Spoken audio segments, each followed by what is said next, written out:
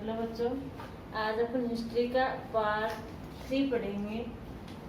जो अध्याय हिस्ट्री के अंदर, इतिहास के अंदर जो अध्याय 3 है, दिल्ली सल्तनत, इसमें पढ़ेंगे अपन आज कि दिल्ली सल्तनत के अंदर किन किन राजवंशों का शासन रहा और किन किन राजवंशों में भी अपन कहाँ से लेकर के कहाँ तक वाले शासनों के अंदर पढ़ेंगे, उनकी प्रशासनिक व्यवस्था और उनका जो शासन का जो कार्य था किस प्रकार रहा, उसमें कैसे कर लिए जाते थे, उनकी प्रशासनिक व्यवस्था कैसी थी, सैन्य व्यवस्था कैसी थी, ये अपन पढ़ेंगे।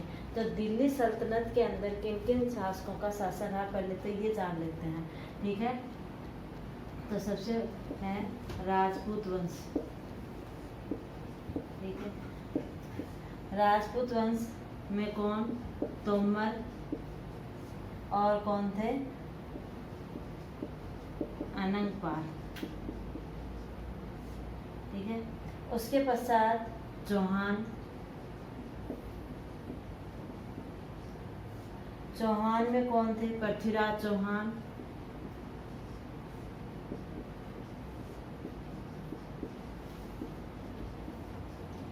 पृथ्वीराज चौहान। इसके पश्चात प्रारंभ होता है दिल्ली के ऊपर और किनका? तुर्की शासकों का शासन, ठीक है ना। तो तुर्की शासन, अब देखो तुर्की, ये जो था चौहान राजपूतों का, इसमें प्रारंभिक 12वीं शताब्दी से 1165, ठीक है ना, 11वीं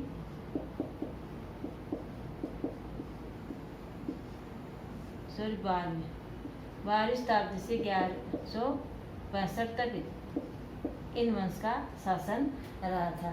उसके पश्चात 1130 से और 1145 तक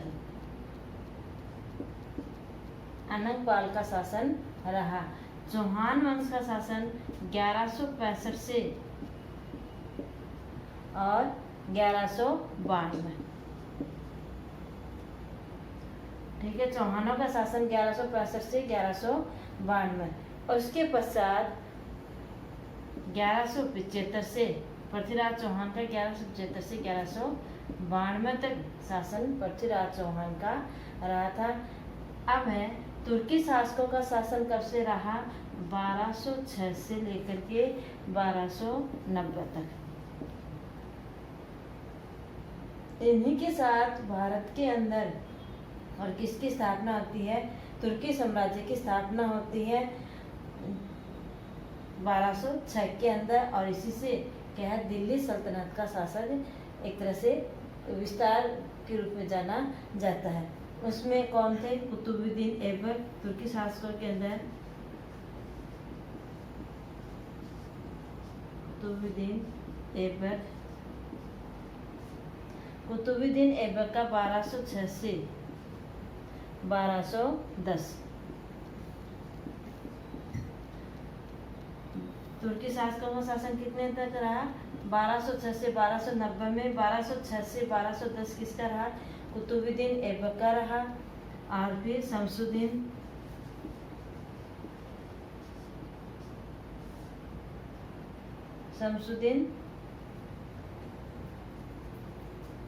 इल्तुतमिश,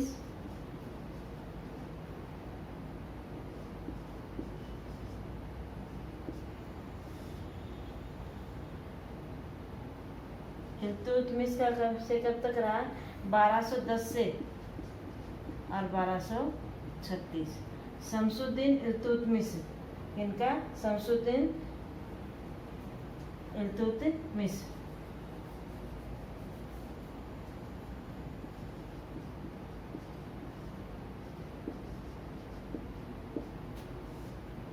(1210 से 1236 का। फिर रजिया का,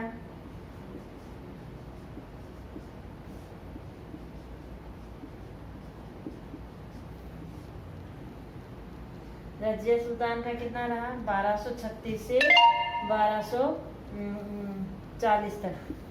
1236 से 1240 40 तक। और इसके पश्चात गयासुद्दीन बलबन का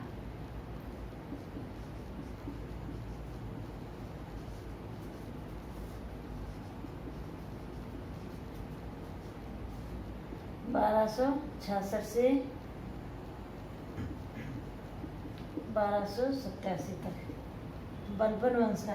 इसके पश्चात ये किस वंश का था? बलबन वंश का। ये तुर्की ये ऐबक वंश, ठीक है ना। अलग अलग वंशों का दिल्ली के ऊपर शासक रहा। राजपूत वंश का रहा 22 ताजी से 1165 तोमर, 1230 से 11 अनंगपाल का। फिर चौहानों का, चौहान वंश के शासकों का भी दिल्ली के ऊपर शासन किया। 1165 से 1192 तक पृथ्वीराज चौहान का जो शासनकाल था वो क्या है, 1175 से 1192 तक। फिर तुर्की शासकों का शासन रहा 1206 से 1290। कुतुबुद्दीन ऐबक का 1206 से 1210 का। शमसुद्दीन इल्तुतमिश का 1210 से 1236। रजिया सुल्तान का 1236 से 1240। और गयासुद्दीन बलबन का, ये बलबन वंश का था, 1266 से 1287 तक। इस प्रकार से फिर किनका शासन आया? फिर आया खिलजी वंश का। इनका आया खिलजी वंश का। इसके पश्चात आता है खिलजी वंश। कौन से वंश का शासन रहा था?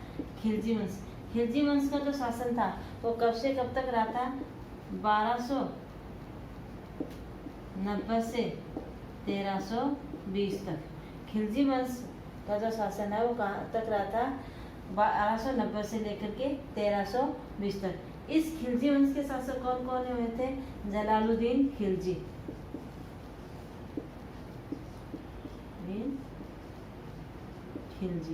कौन कौन हुए थे?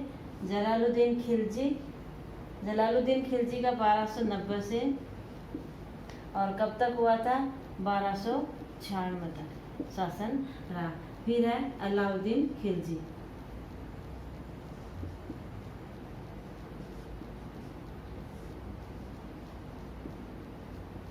अलाउद्दीन खिलजी का कब से कब तक रहा?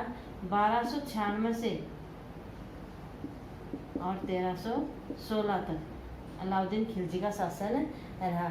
इसके पश्चात दिल्ली के ऊपर, और इस वंश के पश्चात दिल्ली पर जो शासन करने वाला जो वंश था वो कौन सा था? तुगलक वंश। कौन सा वंश आया था? तुगलक वंश। इस तुगलक, ये जो तुगलक वंश था 1320 से लेकर के और कब तक रहा? 1324 तक। यानी इस वंश का शासन 4 काल तक रहा, 1320 से लेकर के और 1414। 1320 से 1414 तक तुगलक वंश का शासन रहा। गयासुद्दीन तुगलक,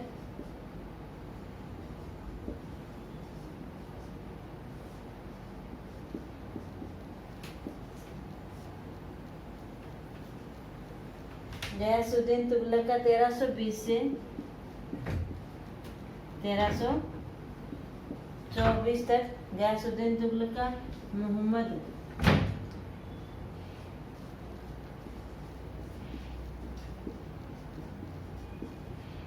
मोहम्मद तुगलक का कब से? 1324 से 1351 तक, ठीक है।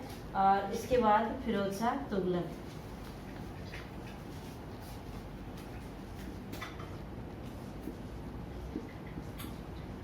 फिरोज शाह तुगलक का शासन 1351 से और कब तक रहा?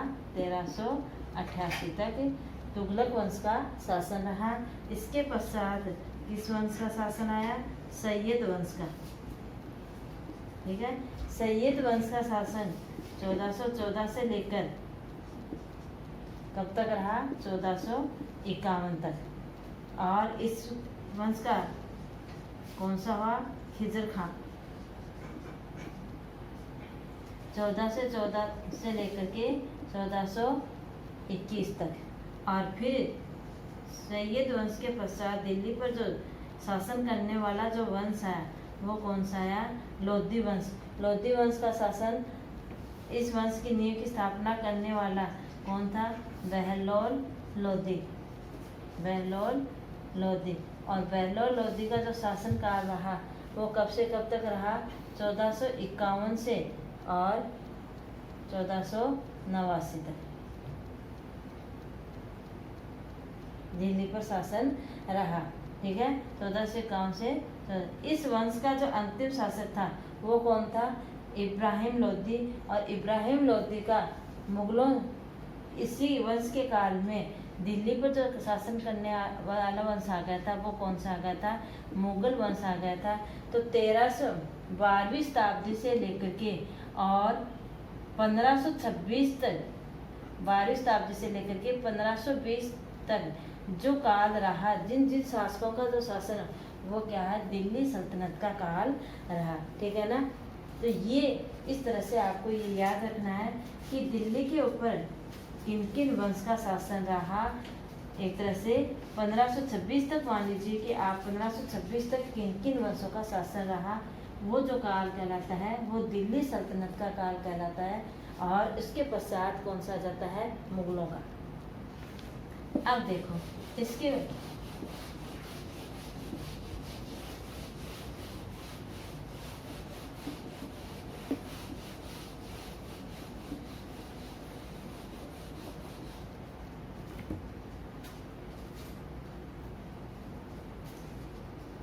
अपन ने भी पढ़ा चौहान। 1192 में कौन था? पृथ्वी। 1192 के अंदर पृथ्वीराज चौहान था। पृथ्वीराज चौहान का किसके साथ युद्ध हुआ था? मोहम्मद गौरी के साथ युद्ध हुआ था। ठीक है, एक तो 1191 के अंदर हुआ था, एक 1192 के अंदर हुआ था। 1191 में जो त्राइन का प्रथम युद्ध हुआ था उसके अंदर मोहम्मद गौरी की क्या हुई थी? हार हुई थी। पृथ्वीराज चौहान की विजय हुई थी। और 1192 में त्राइन का द्वितीय युद्ध हुआ था। त्राइन का द्वितीय युद्ध हुआ था। इस द्वितीय युद्ध के अंदर और किसकी? मोहम्मद गौरी की। गौरी की क्या हुई थी? विजय हुई थी। और हार किसकी हुई थी? 1192 में किस वंश का शासन था? चौहान वंश का। और चौहान वंश में कौन था? पृथ्वीराज चौहान। तो पृथ्वीराज चौहान की क्या हुई थी? हार हुई थी। और इसी के साथ भारत के अंदर और किसकी स्थापना हो जाती है? मुस्लिम। किसकी हो जाती है? मुस्लिम शासन की नींव डाली जाती है। ठीक है, भारत में मुस्लिम शासन की जो नींव थी वो कब है? त्राइन के द्वितीय युद्ध के पश्चात। ठीक, तो त्राइन का 2 युद्ध हुए थे। एक प्रथम युद्ध, त्राइन का प्रथम युद्ध। प्रथम युद्ध कब हुआ था? 1191 में। किनके मध्य हुआ था? वही मोहम्मद गौरी और पृथ्वीराज चौहान के मध्य हुआ था। इसमें पृथ्वीराज चौहान की क्या हुई थी? विजय हुई थी। और फिर मोहम्मद गौरी वापस अपने देश की ओर लौट गया था। और जब पृथ्वीराज चौहान अपनी विलासिता की ओर ध्यान देने लग गया था तो मोहम्मद गौरी को लगने लग गया था कि मैं वापस उस क्षेत्र को जीत सकता हूँ। और वापस उसने 1192 में अपनी सेना को लेकर के आया और उसी जगह त्राइन के जगह पर द्वितीय युद्ध किया। और उसमें मोहम्मद गौरी विजयी हुआ और पृथ्वीराज चौहान की हार हुई। इसी के साथ चौहान वंश दिल्ली के ऊपर चौहान वंश की जो सत्ता थी वो खत्म हो गई। और किसकी स्थापना हो गई? भारत के अंदर मुस्लिम लीग की स्थापना हो गई। ठीक है, और इसी मोहम्मद गौरी का दास और सेना नायक, इसी मोहम्मद गौरी का दास और सेना नायक कौन था? दास व सेना नायक, सेना का मुख्य सेना नायक था। कौन था? कुतुबुद्दीन ऐबक। कौन था?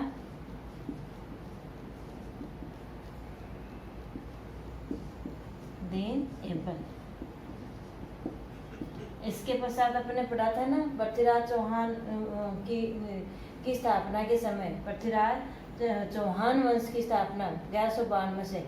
चौहान वंश की के बाद में अपन ने क्या पढ़ा था? किसकी? तुर्की शासक।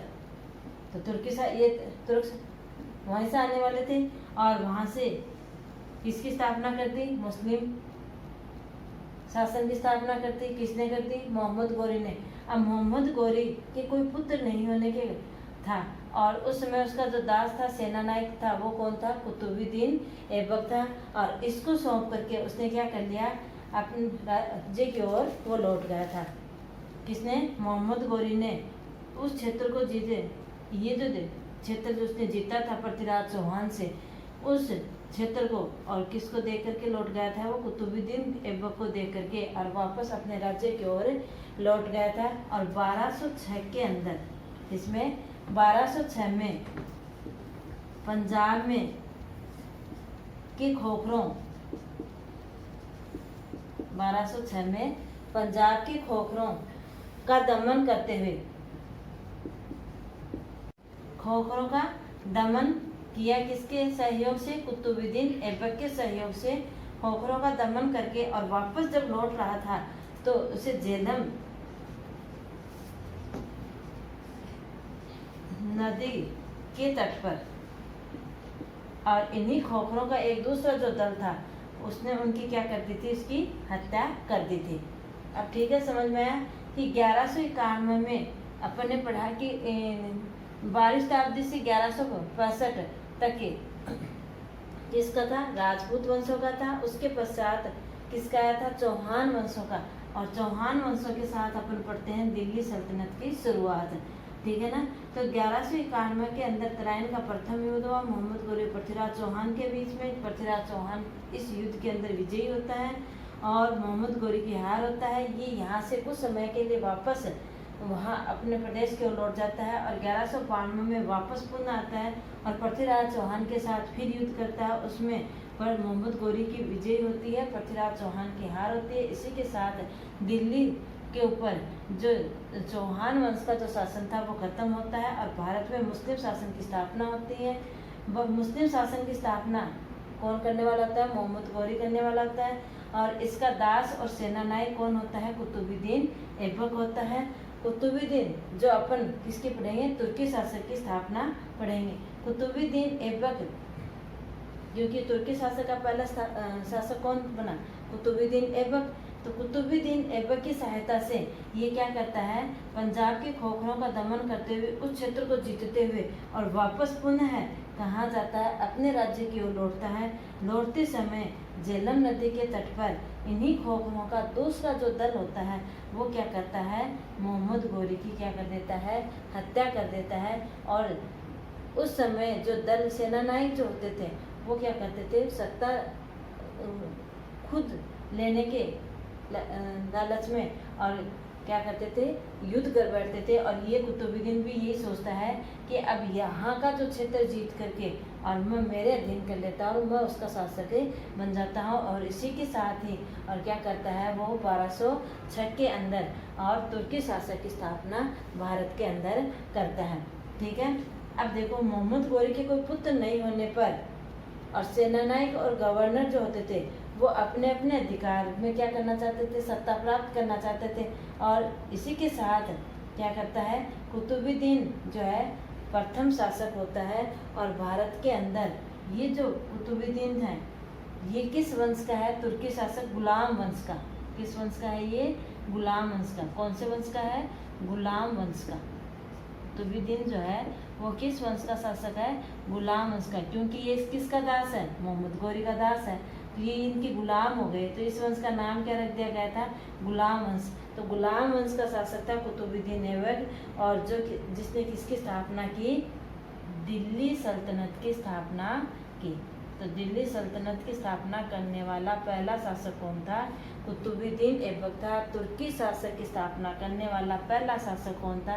कुतुबुद्दीन था। मुस्लिम शासक की स्थापना करने वाला पहला शासक मोहम्मद गोरी था।